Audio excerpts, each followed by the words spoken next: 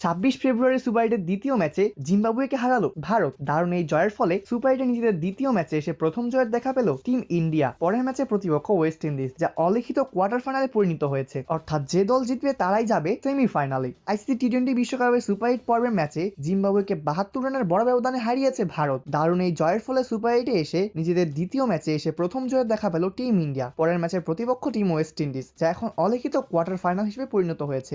যে দল জিতবে তারাই যাবে সেমিফাইনালে।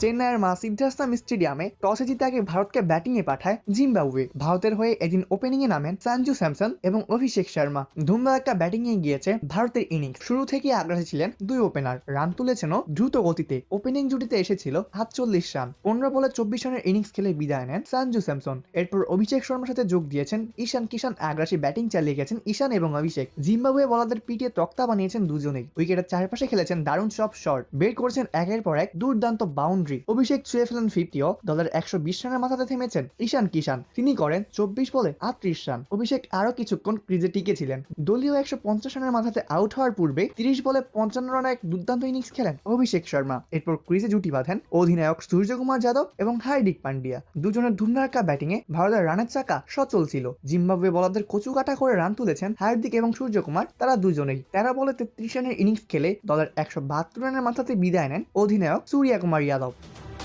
শেষ দিকে হার্দিকের সাথে যোগ দেন তিলক ভার্মা। দুজনের ধুমধারাক্কা ব্যাটিং এর সুবাদে আরো গতি পায় ভারতের ইনিংস। তৎক্ষণাৎই 200 সারিয়ে 250 রান করে ফেলে টিম ইন্ডিয়া। হার্দিক ছুঁয়ে ফেলেন তার 50টি। তিলক 50র কাছাকাছি গিয়ে অপরাজিত ছিলেন। নির্ধারিত 20 ওভারের খেলা শেষে 4 উইকেট হারিয়ে ভারত সংগ্রহ করে 256 রান। 50 হাঁকিয়ে 23 বলে 50 করে ক্রিজে টিকে ছিলেন হার্দিক পান্ডিয়া। 16 বলে 34 রান করে অপরাজিত ছিলেন তিলক ভার্মা। জিম্বাবুয়ের হয়ে একটি করে উইকেট নেন রিচার্ড অ্যানগারাভা, ব্লেসিং মুজারাব্বানি, তিনাগো মাফোসা এবং সিকান্দার রাজা।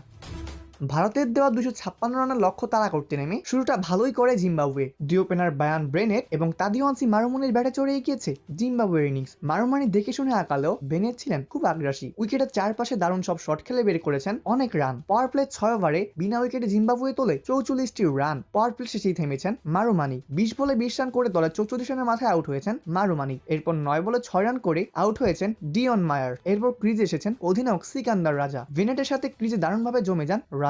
50 ছুঁয়েছেন ব্রায়ান ভেনেট। রাজা 21 বলে 31 রানের ইনিংস খেলে দলের 144 রানের মাথায় থামেন। একই ওভারে বিদায় নেন রায়ান ভার্ল। 2 বল খেললেও রানের খাতা খোলার আগেই বিদায় নিয়েছেন রায়ান ভার্ল। ভেনেট এক প্রান্ত ধরে খেলে গেছেন। শেষ পর্যন্ত অপরাজিত থেকে 59 বলে করেছেন 97 রান, অর্থাৎ 3 রানের জন্য তার প্রথম সেঞ্চুরি দেখা তিনি পাননি। 20 ওভার শেষে 6 উইকেট হারিয়ে 184 রান বোর্ডে জমা করেছে জিম্বাবুয়ে। ফলস্বরূপ ভারত জয় পেয়েছে 72 রানে। ভারতের হয়ে 3 উইকেট নিয়েছেন অর্শদীপ সিং, একটি করে উইকেট তুলেন বরুণ চক্রবর্তী, অক্ষর প্যাটেল এবং শিভাম দুবে।